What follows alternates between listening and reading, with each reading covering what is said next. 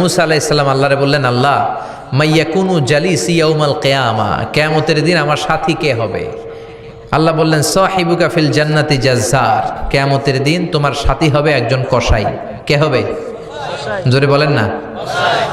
সাইয়েদনা মুসা আলাইহিস সালাম একটু ফেড আপ হলেন, কিরে কসাই কেন আমার সাথী হবে? আমি নবী মানুষ, নবী হবে আমার সাথী, আল্লাহর ওলিরা হবে আমার সাথী, কেন কসাই হবে আমার সাথী? রব্বুল আলামিন বললেন, মুসা যাও নিজেই যে দেখে আসো কেন কসাই হবে তোমার সাথী। সাইয়েদনা মুসা আলাইহিস সালাম কসাইয়ের দোকানে গেলেন, যে দেখে না কসাইয়ের স্পেশাল কোনো আমল নাই, খালি গোশত কাটে। কি কাটে? সারাদিন গোশত কাটার পরে বিকেলবেলা বড় একটা গোশতের টুকরা নিয়ে প্যাকেট করে বাড়ির দিকে রওনা হয়। সাইয়েদনা মুসা আলাইহিস সালাম তিনিও কসাইয়ের পেছনে পেছনে ছদ্মবেশে রওনা হয়ে যায়। কসাই বাড়িতে ঢুকার পরে সাইয়েদনা মুসা আলাইহিস সালাম দরজায় নক করতে লাগলেন। কসাই দরজা খুলে দিতে লাগলো। সাইয়েদনা মুসা আলাইহিস সালাম পরিচয় গোপন করে বলে, আমি একজন মুসাফির, আজকে রাতে ও কসাই ভাই আপনার বাড়িতে থাকতে চাই। কসাই বলে, আহলান সাহলান, আসেন, এই ঘরের মধ্যে বসেন, পাশের ঘরে আমার একটু কাজ আছে। পাশের ঘরে যে কসাই মাচার উপর থেকে বৃদ্ধা একটা নারীকে নামিয়ে নিজ হাতে গোসল করে টাওয়াল দিয়ে গা মুছে গোশত রান্না করে রুটি বানিয়ে রুটি আর গোশত এই বৃদ্ধা মহিলার মুখের মধ্যে তুলে দেয়। মহিলাটা তৃপ্তি সহকারে খাওয়ার পরে হাত দুইটা উপরের দিকে তুলে আঁচলটা পেতে আল্লাহরে ডেকে বলে, আল্লাহ আমার ছেলের উপর আমি সন্তুষ্ট, এই বলে বিড়বিড় করে কি যেন দোয়া করে দেয়। মহিলাটাকে খাওয়ানোর পরে কসাই প্লেটের মধ্যে গোশত আর রুটি এনে সাইয়েদনা মুসার কাছে এসে বলে, ও মুসাফির ভাই, এই নেন আপনার রাতের খাবার। রাতের খাবার খেয়ে আপনি ঘুমিয়ে যান, সকালে আপনি যাবেন আপনার পথে, আমি যাব আমার দোকানে। সাইয়েদনা মুসা বলে, ও কসাই, আগে বলো এই বৃদ্ধা মহিলাটাকে। কসাই বলে, বৃদ্ধা মহিলাটা ছাড়া দুনিয়ায় আমার কেউ নাই, আমি ছাড়া ওই বৃদ্ধা মহিলার কেউ নাই। এই মহিলাটা হলো আমার জনম দুঃখিনী মা, মা ছাড়া আমার কেউ নাই, আমি ছাড়াও মায়ের কেউ নাই। প্রতিদিন আমি আমার মারে গোসল করাই, নিজ হাতে রান্না করে খাওয়াই। সাইয়েদনা মুসা বলে, তোমার মা হাত তুলে কি দোয়া করলো এটা বলো। কসাই বলে, আমার মা প্রতিদিন রাতে খুশি হয়ে একটা পাগলা দোয়া করে, গত কয়েক বছর ধরে এই দোয়াটা করছে, অনেক বছরের দোয়া, আমি জানি কোনো দিন এই দোয়াটা কবুল হবে না। সাইয়েদনা মুসা বললেন, কি দোয়া? কসাই বলে, আমার মা খুশি হওয়ার পরে চোখের পানি ছেড়ে দিয়ে হাত তুলে বলে, আল্লাহ আমি আমার ছেলের উপর অনেক সন্তুষ্ট, শুনেছি এই জামানার বনি ইসরায়েলের সবচেয়ে বড় পয়গম্বর, তার নাম নাকি মুসা কালিমুল্লাহ। আমি তোমার কাছে দোয়া করে গেলাম, আমার ছেলেরে তুমি ওই মুসা নবীর সাথে জান্নাতে ঢুকাইয়া দিবা। মুসা আলাইহিস সালাম বলে, কানেকশন তো এই জায়গায়, আসল কানেকশন তো এখানে, এটা তো মায়ের দোয়ার বরকত। আল্লাহু আকবার। এজন্য মায়ের দোয়ার বরকতে কসাইকেও নবীর সাথী বানিয়ে দিয়েছে কে? বিশ্বনবী বাবা মার আদর পায় নাই, জন্মের আগেই বিশ্বনবীর বাবা নাই, 6 বছর বয়সে মা নাই, দাদার কাছে মানুষ হয়েছেন, চাচার কাছে মানুষ হয়েছেন। বিশ্বনবী হুদাইবিয়ার উমরা যেদিন করতে যাবেন, 1400 সাহাবীকে নিয়ে বিশ্বনবী উমরা করার জন্য রওনা হলেন। পথিমধ্যে আবওয়া নামক জায়গার মধ্যে বিশ্বনবীর মায়ের কবর। বিশ্বনবীর মায়ের নাম কি? তোরা দেখে যা আমিনা মায়ের কোলে, মধু পূর্ণিমারি সেথা চাঁদ দোলে, যেন উষার কোলে রাঙা রবি দোলে, কুল মখলুকে আজি ধ্বনি ওঠে কে এলোই, কালেমা শাহাদাতের বাণী ঠোঁটে কে এলোই, পরে দুরুদ ফেরেশতা বেহেশতের দুয়ার খোলে, তোরা দেখে যা আমিনা মায়ের কোলে। ঠিক না?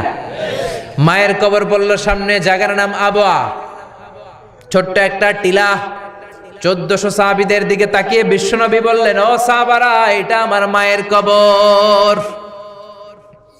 আমি আল্লাহর কাছ থেকে অনুমতি পেয়েছি মায়ের কবর জিয়ারত করার, তোমরা যারা জিয়ারত করতে চাও আসো। 1400 সাহাবী বলে, আমরাও আপনার মায়ের কবর জিয়ারত করব। বিশ্বনবী 1400 সাহাবীরে বললেন, জিয়ারত করার সময় কেউ কিন্তু কান্নাকাটি করতে পারবা না। 1400 সাহাবীকে কান্নাকাটি করতে নিষেধ করে বিশ্বনবী যখন নিজের মায়ের কবরের সামনে দাঁড়ালেন, বিশ্বনবী ছোট্ট বাচ্চার মতো হাউমাউ করে কান্না শুরু করে দিলেন। বিশ্বনবীর কান্না দেখে 1400 সাহাবাও কান্না শুরু করে দিল। বিশ্বনবী 1400 সাহাবীদের দিকে তাকিয়ে ধমক দিয়ে বলে, তোমরা কাঁদো কেন? সাহাবারা বলে, নবী আপনাকে আমরা অনেক ভালোবাসি, আপনারে কাঁদতে দেখলে আমাদেরও কান্না আসে। আপনার চোখ দিয়ে দার দার করে পানি নামতে দেখলে আমরা আমাদের দুটি চোখ আর শুকনা রাখতে পারি না। বিশ্বনবী বললেন, আদ্রাকাতনি রহমাতুহা ফাবাকাইতু, আমার ছোটবেলার স্মৃতি মনে পড়েছে। আমার মা যে আমারে আদর করেছে, ওই স্মৃতিগুলো আমার মনে পড়েছে। আমার মা আমেনা আমারে জাইতুনের তেল মালিশ করে দিত গায়ে। আমার মা আমেনা আমারে জামা পরিয়ে দিত, কোলে নিত, আদর করত, চুমু খেত। ওই স্মৃতিগুলো আমার মনে পড়েছে, তাই আমি কাঁদি। তোমরা কাঁদো কেন? বিশ্বনবী মায়ের আদর পায় নাই, কিন্তু মায়ের কবরের সামনে দাঁড়িয়ে ছোট্ট বাচ্চার মতো কেঁদেছে। এজন্য মায়ের দোয়ার দরকার আছে না নাই? বিশ্বনবী কানা ইউকাসিমুল আহমান ফিল জিআররানা, জিআররানা নামক জায়গার মধ্যে বিশ্বনবী কুরবানির গোশত বিতরণ করছেন। কিসের গোশত? বাংলাদেশে কুরবানির গোশত বিতরণ হয় কি হয় না? জোরে বলেন। বিশাল লম্বা লাইন। বিশ্বনবী লাইনের মধ্যখান থেকে বৃদ্ধা একটা নারীকে আলাদা করে নিয়ে আসলেন। বিশ্বনবী নিজের গায়ের চাদরটা বিছিয়ে দিলেন, মহিলাটারে বসালেন, বড় একটা গোশতের টুকরা দিলেন, প্যাকেট দিলেন। বৃদ্ধা মহিলাটাও বিশ্বনবীর মাথার মধ্যে হাত বুলিয়ে দিয়ে দোয়া করে গেল। সাহাবীরা বললেন, ইয়া রাসূলুল্লাহ, ইয়া হাবিবাল্লাহ, হাজার হাজার মানুষ, কাউকে তো লাইন থেকে আলাদা করলেন না, কে এই বৃদ্ধা মহিলা? কেন এই মহিলারে নিজের চাদরের উপরে বসতে দিলেন? বিশ্বনবী বললেন, জন্মের আগে আমি বাবা হারালাম, 6 বছর বয়সে মাকে হারিয়েছি, মায়ের বুকের দুধ আমি খেতে পারি নাই। যেই মহিলাটারে আমার চাদরের উপরে বসতে দিলাম, এই মহিলাটা হলো আমার দুধ মা হালিমা, বনু সাদ গোত্রের হালিমা। এই হালিমার বুকের দুধ খেয়ে আজকে আমি তরতাজা নবী মুহাম্মদ। চিল্লায় কোন আল্লাহু আকবার। এজন্য মা বাবার দোয়ার দরকার আছে না নাই?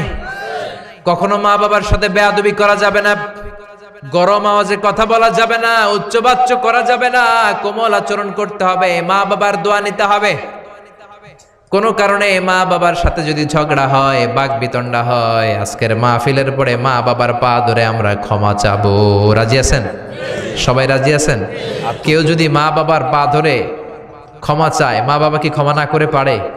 আর আম্মা আব্বার পায়ে ধরে চোখের পানি ছাড়তে কি কোনো লজ্জা আছে? জোরে বলেন, আছে? আজকে আমরা ক্ষমা চাইব, আজকে আমরা দোয়া নিব। মা বাবার দোয়া সবচেয়ে বড় দোয়া। মায়ের দোয়া থাকলে ওই ব্যক্তি কখনো ব্যর্থ হয় না। মায়ের দোয়া, আল্লাহর রহমত, এই দুইটা যদি জিনিস যদি কারো জীবনে থাকে, সফলতা তার হাতে ধরা দিবে। ঠিক কি না? এজন্য আল্লাহ বললেন, আমার স্পেশাল ফয়সালা দুইটা। কয়টা? ওয়াকাদা রাব্বুকা আল্লা তা'বুদু ইল্লা ইয়্যা ওয়া বিল ওয়ালিদাইনি ইহসানা। প্রথম ফয়সালা ইবাদত হবে একজনের, তিনি কে? আল্লাহ। আল্লাহ ছাড়া অন্য কারো জিকির করা যাবে? আল্লাহ ছাড়া অন্য কারো কাছে চাওয়া যাবে? আল্লাহ ছাড়া কোনো